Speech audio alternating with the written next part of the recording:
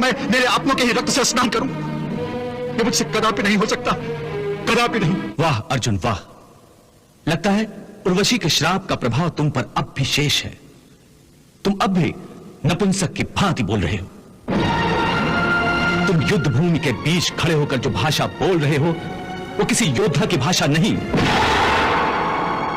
आज जिन्हें अपना कहते कहते तुम्हारी जिह्वा थकी नहीं, जिनके लिए तुम्हारे मन में प्रेम, स्नेह और आदर की गंगा बह रही है, याद रखो ये वही लोग हैं जो 13 वर्षों पहले द्यूत सभा में तुम्हारी पत्नी द्रौपदी के निवृत्त होने का तमाशा चुपचाप देखते रहे थे। किसी ने जिह्वा तक भी नहीं हिलाई थी। इनमें से किसी एक ने भी उसकी रक्षा के लिए उस समय हाथ नहीं उठाए थे, और वही हाथ आज तुम्हारी हत्या के लिए उठे हुए हैं। सबके हाथों में तुम्हारे और पांडवों के वध के लिए आज तीर और तलवारें तड़प रही हैं।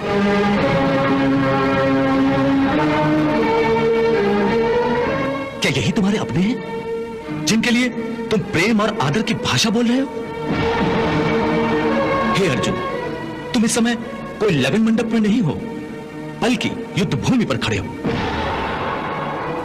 और जिन्हें तुम अपना समझ रहे हो वो इस युद्ध भूमि में तुम्हारा स्वागत और आदर सत्कार करने नहीं आए हैं। वो सब के सब तुम्हारा और तुम्हारे भाइयों का नाम अपने अस्त्रों पर लिख कर आए हैं।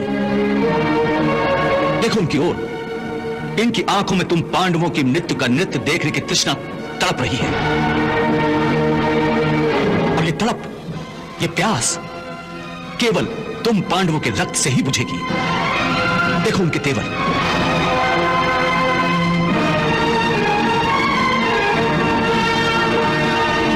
देखो ये विषैले बाण किस किस को अपना निशाना बनाने के लिए उत्सुक हैं। अगर ये तुम्हारे अपने हैं तो फिर ये तुम्हारे कौन हैं? पराये हैं, शत्रु हैं, जिन्हें तुम कौरवों के निर्दयी शस्त्रों के हवाले कर देना चाहते हो? अरे ये तुम्हारे अपने हैं, जो तुम्हारे जीवन और मृत्यु में तुम्हारे साथ हैं, जो तुम्हारे कंधे से कंधा मिलाकर तुम्हारे हित के लिए युद्ध करने आए हैं। हे अर्जुन, इस समय ये सब तुम्हारी गांडीव की टड़कार सुनने के लिए उत्सुक है। हे पार्थ, इस युद्ध भूमि की मध्य रेखा पर खड़े होकर तुम्हारी दृष्टि पर मोह का पर्दा पड़ गया है। अर्धसत्य तो तुम देख रहे हो कि ये तुम्हारे अपने हैं, परंतु ये अर्धसत्य तुम्हें नहीं दिखाई दे रहा है कि ये कौरवों जो तुम्हारे अपने हैं वो इस युद्ध भूमि में तुम्हें अपने गले लगाने नहीं आए हैं, बल्कि तुम्हारे खून से होली खेलने आए हैं। ये सब जिन्हें तुम अपना कह रहे हो, ये कौरवों एक बात निश्चित रूप से जानते हैं कि यदि उन्हें इस युद्ध में विजय प्राप्त करनी है तो उस महापराक्रमी को अपने रास्ते से हटाना होगा जिसका नाम अर्जुन है। पार्थ, तुम इन्हें अपना समझते हो, इसलिए तुम इन्हें मौत के घाट नहीं उतारना चाहते, परंतु यदि तुम इन्हें मौत के घाट नहीं उतारोगे तो ये अवश्य ही तुम सबको मौत के घाट उतार देंगे। हे मधुसूदन, यदि वो मुझे मारना चाहते हैं तो मारते, मुझे इसकी कोई चिंता नहीं, परंतु मैं अपनों को ही मारकर पाप कैसे कर सकता हूं? यदि वो लोग लोभ से भ्रष्ट चित्त होकर अपने ही कुल के नाश से होने वाले दोषों और पापों को नहीं देख सकते तो क्या हुआ, परंतु हम तो इस युद्ध के फल स्वरूप होने वाले विनाश और विनाश से उत्पन्न दोषों को देख सकते हैं, उस पर विचार कर सकते हैं। हे केशव, तुम तो जानते हो कि कुल धर्म नाश होने से सनातन कुल धर्म का नाश हो जाता है, और धर्म के नाश हो जाने से संपूर्ण कुल में पाप उसी प्रकार फैल जाता है जैसे कोई प्राणघातक रोग मनुष्य के शरीर में फैल जाता है, और उस फैले हुए पाप के कारण उस कुल की स्त्रियां दूषित हो जाती हैं, और स्त्रियों के दूषित हो जाने से वर्ण संकर संतानें उत्पन्न होती हैं, और वर्ण संकर के पाप के कारण सारा कुल का कुल नरक का अधिकारी बन जाता है। इतना ही नहीं, उनके पितरों को भी अधोगति प्राप्त होती है। कुलक्षये प्रणश्यन्ति कुलक धर्मा सनातना धर्मे नष्टे कुलम कृतस्सनम अधर्मो अभिभवत्युत अधर्माभिभवात् कृष्ण प्रदुष्यन्ति कुल स्त्रिय स्त्रीषु दुष्टासु वाषणे चायते वर्ण संकर।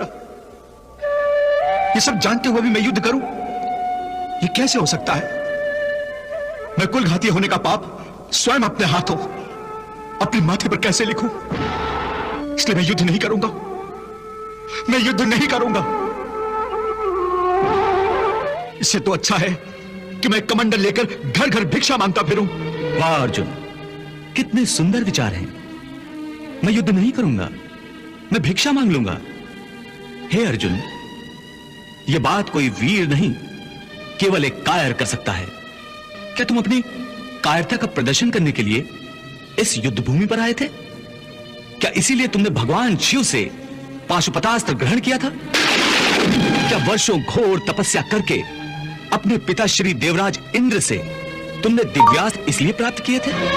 क्या तुम्हें अपनी माता कुंती का अंतिम संदेश याद नहीं कि जब भी मेरे सम्मुख आओ तो विजयी बनकर आओ और अपने माथे पर कौरवों के रक्त से विजय तिलक लगा कर आओ?